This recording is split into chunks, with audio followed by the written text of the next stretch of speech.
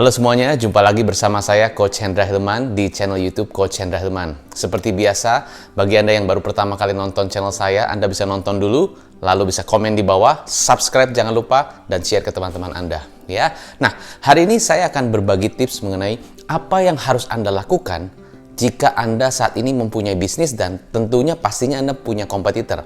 Nah, apa yang harus Anda lakukan melihat kompetitor-kompetitor Anda di luar sana? Ada yang mungkin kompetitornya lebih cepat daripada Anda, ada yang mungkin mengejar Anda. Tapi apa yang harus Anda lakukan sehingga Anda punya bisnis bisa terus bertumbuh dan terus berkembang walaupun kompetitornya di mana-mana? Ya, dan saya yakin bahwa setiap bisnis itu mau punya bisnis apapun, mau Anda punya bisnis fashion, mau Anda punya bisnis makanan, mau Anda bisnis punya service, jasa, ataupun Anda punya bisnis retail, online, manufacturer, distributor, anything. Semua tipe bisnis pasti punya kompetitor.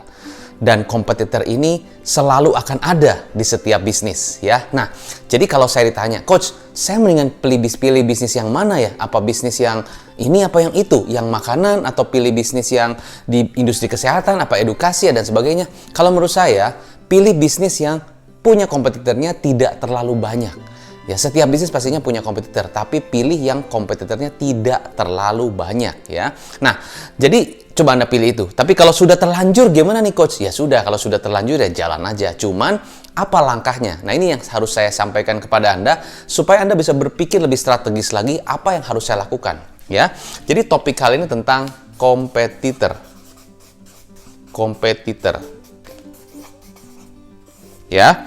Nah, kompetitor itu adalah ya namanya juga bisnis, pasti banyak orang-orang yang juga melakukan bisnis yang sama dengan Anda. Bahkan mungkin ada beberapa yang mungkin harganya lebih murah daripada yang Anda jual gitu kan. Nah, dari beberapa kompetitor mungkin ada beberapa dari mereka pun yang memiliki servis lebih bagus. Nah, jadi apa yang harus Anda lakukan kalau Anda memiliki kompetitor? Langkah pertama, Anda harus analisa. Poin positif dari kompetitor Anda apa? Jadi Anda harus analisa dulu. Kompetitor saya bagusnya di mana? Kompetitor saya positifnya di mana? Anda analisa.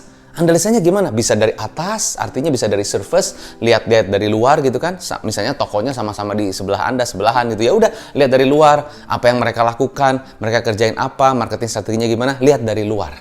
Atau bisa jadi mungkin juga Anda insight. Anda bisa jadi mystery shopper untuk kompetitor Anda. Anda bisa mungkin diwakilkan oleh tim Anda yang mereka pura-pura jadi customer untuk beli ke kompetitor, untuk merasakan servisnya mereka seperti apa, untuk kalau jadi customer bagaimana yang mereka lakukan, bagaimana respons yang diberikan, seberapa cepat respons yang diberikan. Itu. Jadi Anda mau tahu, analisa kompetitor Anda.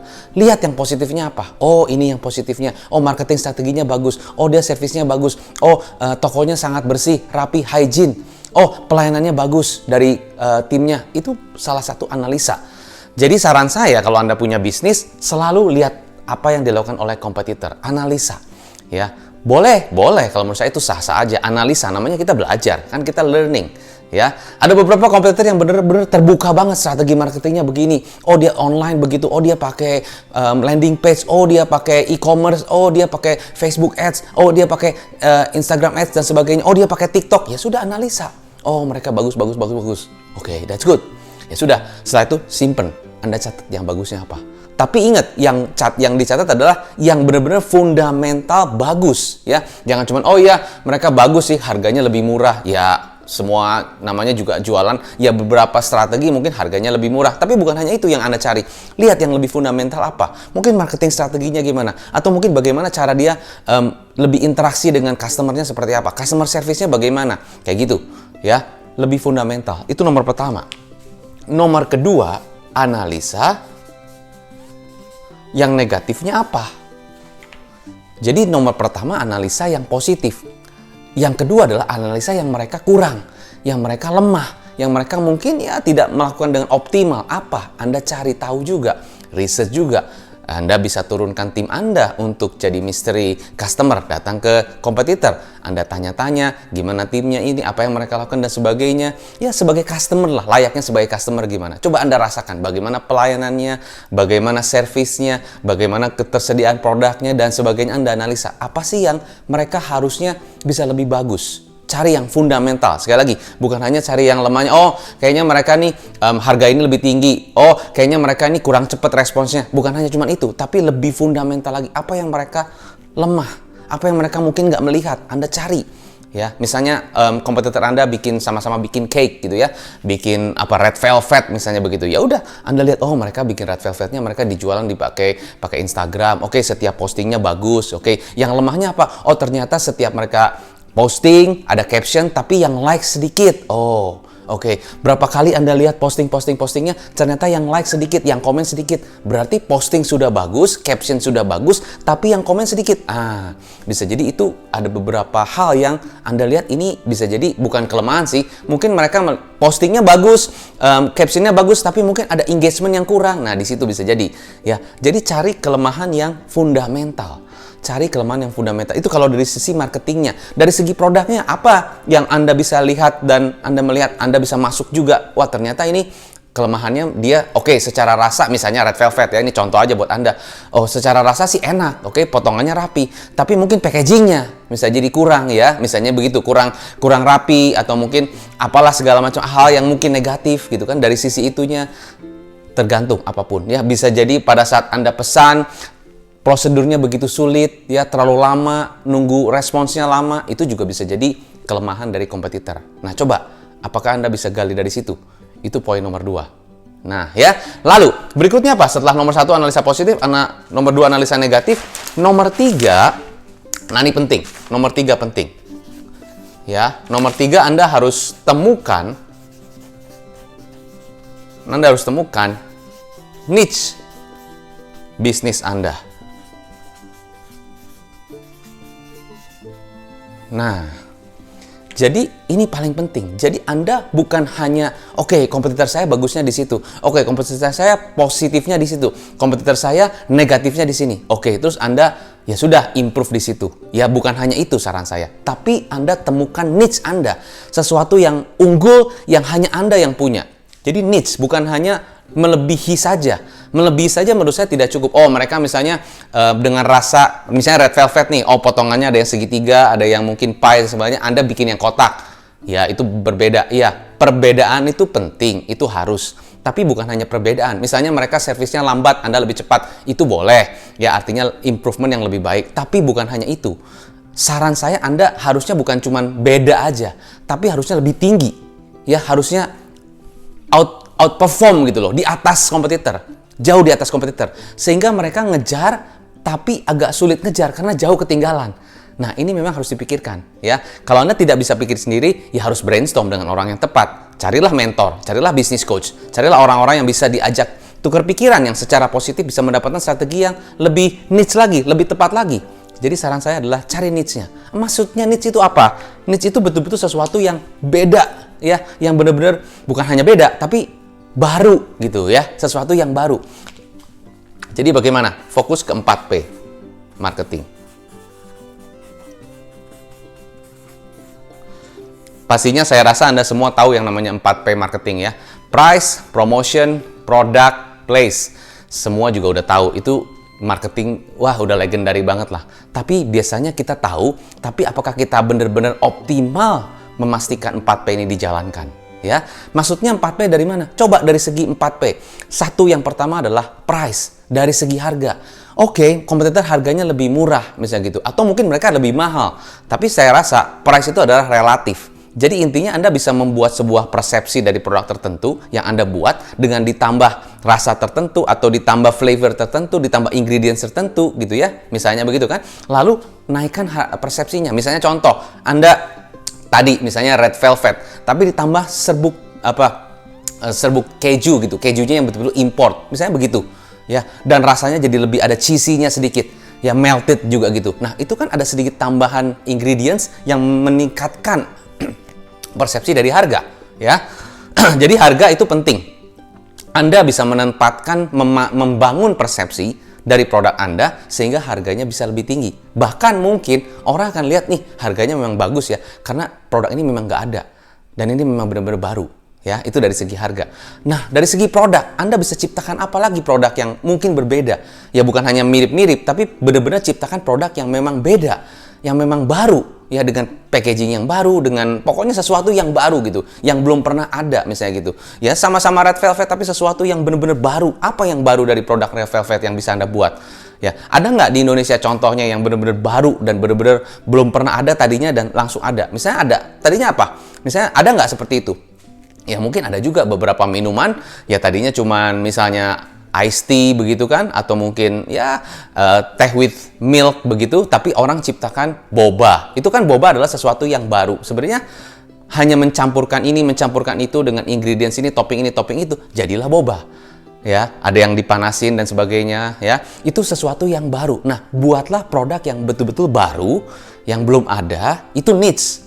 Ya, baru dan belum ada, tapi menggunakan ingredients yang sudah ada. Nah, itu dari sisi produk. Coba pikirkan kira-kira apa yang bisa Anda buat seperti itu.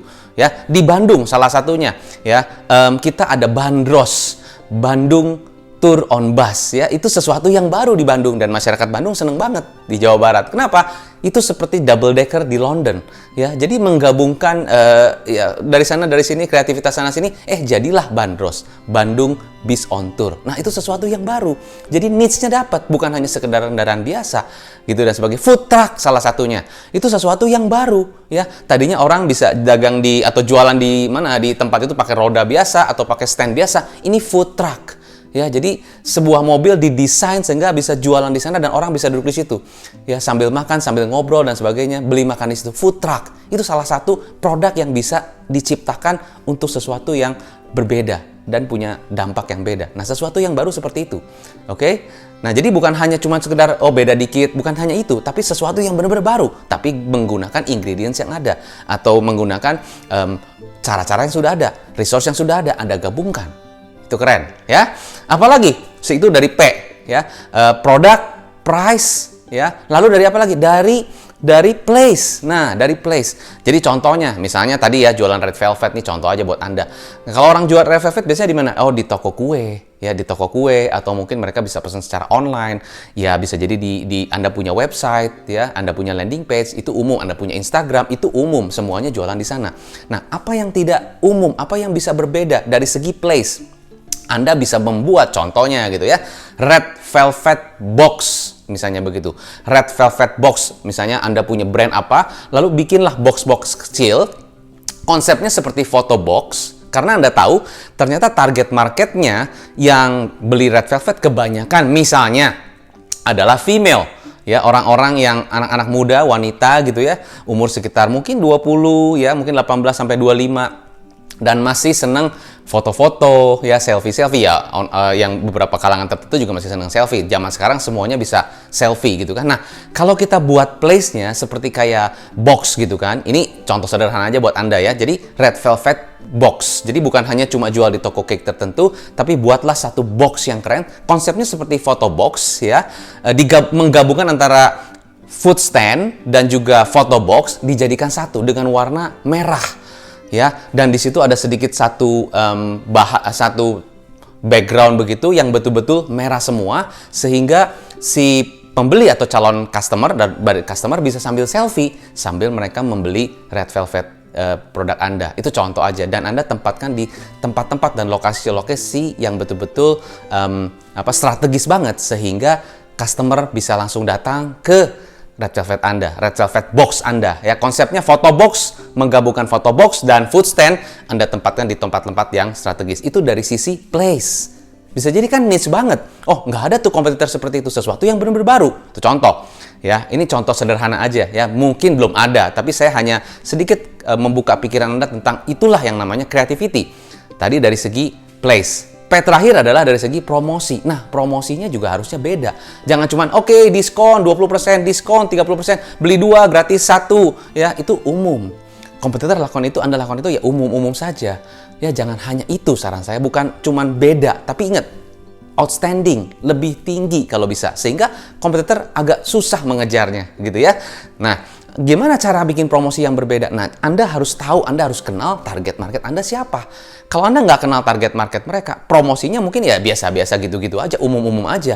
Tapi yang betul-betul kena apa ke mereka? Betul-betul pas untuk mereka apa promosinya? Contoh, ini contoh sederhana buat Anda. Misalnya target market Anda tadi adalah female, ya. yang mungkin usianya sekitar 18 sampai 25, apa kehidupan mereka? Bagaimana lifestyle-nya? Apa yang mereka sukai? Mereka misalnya tuh seneng koleksi casing handphone, misalnya begitu. Dan specifically mungkin target market Anda karena mereka bisa beli Red Velvet, harusnya mungkin spesifik handphone tertentu mereka bisa beli. Misalnya contoh iPhone lah contoh.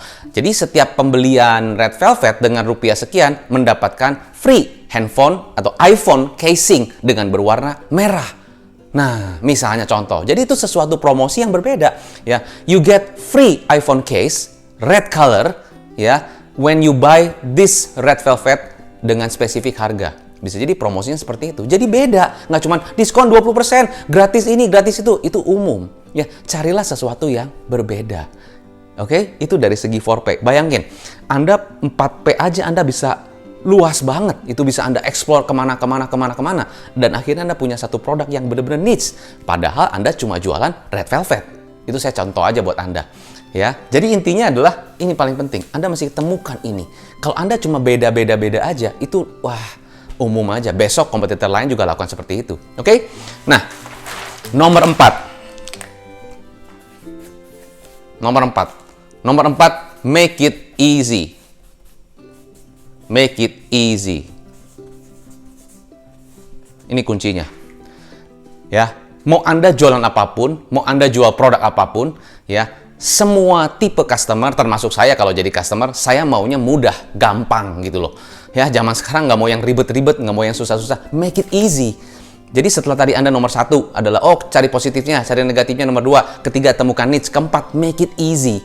Ya, jangan cuman produknya baru niche tapi susah aksesnya. Ya, orang sulit untuk bisa akses ke sana, orang prosedurnya ribet dan sebagainya, sulit gitu loh. Nah, make it easy dari segalanya. Pesan gampang, ya, sistem gampang, prosedur gampang, pelayanan cepat, convenient, nyaman. Nah, itu dia. Make it easy. Ya, buatlah sesuatu yang mudah buat kompetitor Anda, buat customer Anda. Buat kompetitor sih harusnya berpikir lebih keras lagi karena Anda sesuatunya benar-benar beda. Bisa jadi Anda jadi satu trendsetter, gitu kan? Nah, jadi make it easy dari prosedur pemesanan, dari service, kalau misalnya customer tanya ada pelayanan cepat gitu kan, dijawab juga dengan cepat gitu ya. Packagingnya juga, pokoknya place-nya datang ke sana juga cepat, mudah, gampang, pesan lewat. Pokoknya gampang lah, satu aplikasi misalnya begitu, pokoknya make it easy. Ya, tujuannya adalah di situ. Kalau segalanya gampang, mudah, convenient, cepat, ya, customer akan semakin senang. Dan kalau customernya senang, ya rumusnya adalah mereka akan ngomong ke teman-temannya. Apalagi kalau mereka aktif di sosial media, bisa jadi mereka nge-post di story mereka, ya, tentang bisnis Anda, tentang produk Anda. Anda punya marketing gratis dari customer. Dan customer biasanya kalau mereka seneng banget, mereka bikin story-nya juga bagus. Tanpa harus Anda bayar influencer untuk mereview produk Anda. Karena Anda sudah punya satu kekuatan tersendiri di dalam bisnis Anda. Oke, so kesimpulan buat Anda. Kalau Anda punya bisnis, ya, Anda lakukan bisnis apapun, pastinya Anda punya kompetitor. Bagus punya kompetitor. Artinya Anda bisa belajar dari mereka. Ya, jangan cuma cari atau dua kompetitor. Cari kompetitor yang memang benar-benar bagus. Cari di situ. Oke, Anda set standarnya di situ. Berarti gue harus lebih bagus daripada mereka. Saya harus bisa lebih tinggi daripada mereka. Ya, itu kuncinya. Jangan cuma asal beda dikit, jangan. Anda naikin standar Anda. Raise the bar. Ya, 1, Anda analisa positifnya apa. 2, negatifnya apa. 3, temukan niche Anda. 4, make it easy. Simpelnya begitu aja. Coach, saya udah tahu semua. Iya, betul. Anda mungkin sudah tahu apa yang saya sudah jelaskan. Tapi, bagaimana Anda lakukan itu di bisnis Anda? How to do the action? Karena yang paling berdampak bukan apanya. It's not the what, but the how, the action yang Anda lakukan. Ya, saran saya kalau Anda memang nggak bisa sendiri, cari mentor, cari business coach. Ya, supaya bisa sama-sama tukar pikiran dan betul-betul fokus kepada how-nya, fokus kepada action-nya. Karena action lah yang akan membuat berhasil. Oke? Semoga bisa bermanfaat untuk Anda dan sukses selalu, stay positif, stay healthy, salam pengusaha.